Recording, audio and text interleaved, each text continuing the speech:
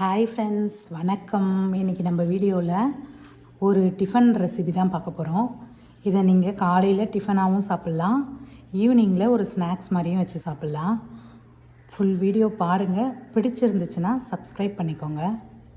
வாங்க நம்ம வீடியோக்குள்ளே போயிடலாம். நான் ஸ்டவ்வை பற்ற வச்சுட்டு ஒரு கடாய் வச்சுட்டு ஒரு கப்பளவு தண்ணி ஊற்றிக்கிறேன். இதுக்கு தேவையான அளவு உப்பு, ஒரு ஸ்பூன் எண்ணெய் விட்டு நம்ம நல்லா கொதிக்க விடலாம். இது நல்லா கொதித்த உடனே எந்த கப்பில் நம்ம தண்ணி எடுத்தோமோ அதே கப்பளவு அரிசி மாவு எடுத்து நம்ம அதில் கொஞ்சம் கொஞ்சமாக போட்டு நல்லா மிக்ஸ் பண்ணிக்கலாம். சிம்மில் வச்சுட்டு நல்லா நம்ம கட்டிகள்லாம் இல்லாமல் நல்லா மிக்ஸ் பண்ணி விடலாம். இப்போ தண்ணியெல்லாம் சுண்டி நல்லா முக்கால்வாசி பதத்துக்கு நல்லா வெந்துடுச்சு. இப்போ நம்ம ஸ்டவ்வை ஆஃப் பண்ணிவிட்டு கொஞ்சம் சூடு ஆறணும். ரொம்ப சூடு ஆறிடக்கூடாது. கை பொறுக்கிற சூடு வந்த உடனே நம்ம நல்லா பிசைஞ்சிக்கலாம்.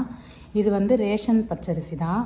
நான் நல்லா 4 தடவை கழுவிட்டு ஊற வச்சு காய வச்சு மிஷினில் குத்து அரைச்சி வச்சுருக்கேன். இப்போ கை பொறுக்கிற சூடு தான் இருக்குது. இப்போ நல்லா நம்ம சாஃப்டாக பிசைஞ்சு எடுத்துக்கலாம். இப்போ நான் நல்லா பிசைஞ்சு எடுத்துட்டேன். சூப்பராக மாவு ரெடி ஆயிடுச்சு. இப்போ இந்த மாவை கொஞ்சமாக எடுத்து கோலி சைஸ் அளவுக்கு 2 கையில் உள்ளங்கையில் வச்சு உருட்டிட்டு நடுவில் விரலை வச்சு அழுத்துனீங்கன்னா அழகாக இந்த ஷேப் கிடச்சிரும். இந்த டிசைன் பார்க்குறதுக்கு ரொம்ப அழகாகவே இருக்கும்.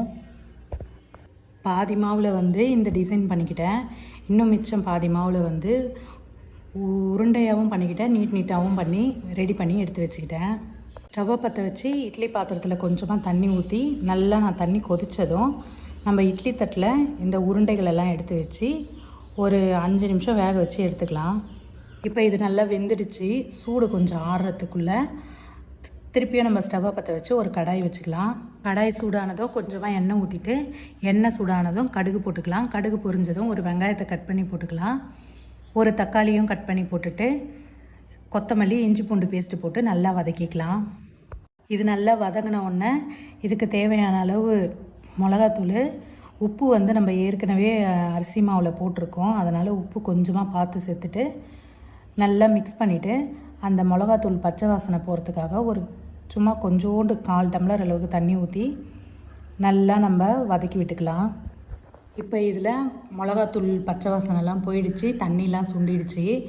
இப்போ நம்ம வேக வச்ச உருண்டைகளை போட்டு நல்லா மிக்ஸ் பண்ணி எடுத்தோன்னா சூப்பரான டிஃபன் ரெசிபி ரெடி. நீங்கள் இனிப்பாக வேணும்னு நினச்சிங்கன்னா, காரமாக வேணும்னா இந்த மாதிரி செஞ்சு சாப்பிடுங்க. இனிப்பாக வேணும்னா இதையே நீங்கள் வேக வச்ச நடுவில் நம்ம ஓல்ஸ் போட்டு வச்சுருந்தோம் பார்த்திங்களா, அதில் நாட்டு சர்க்கரை இல்லை வெல்லம் கூட கொஞ்சம் கொஞ்சம் நடுவில் சேர்த்து நீங்கள் சாப்பிட்டிங்கன்னா சூப்பராக இருக்கும். குழந்தைங்களுக்கெல்லாம் நீங்கள் ஒன்று இப்படி எடுத்து கொடுத்தீங்கன்னா அழகாக வாங்கி சாப்பிடுவாங்க. இன்னொரு மெத்தடு நம்ம பால் கொழுக்கட்டையாகவும் செஞ்சு சாப்பிட்லாம். பாலை நல்லா காய்ச்சிட்டு இதில் ஏலக்காய், சர்க்கரை போட்டு நல்லா மிக்ஸ் பண்ணிவிட்டு இந்த உருண்டைகளை போட்டு ஒரு 2 நிமிஷம் கொதிக்க விட்டால் போதும். ஏன்னா ஏற்கனவே வெந்திருக்கு. 2 நிமிஷம் கொதிக்க விட்டு இறக்குனீங்கன்னா சூப்பரான பால் கொழுக்கட்டை ரெடி. இந்த வீடியோ உங்களுக்கு பிடிச்சிருந்தால் லைக் பண்ணுங்கள், ஷேர் பண்ணுங்கள், கமெண்ட் பண்ணுங்கள். இடிச்ச மிளகு சேனலை சப்ஸ்கிரைப் பண்ணுங்கள் ஃப்ரெண்ட்ஸ்.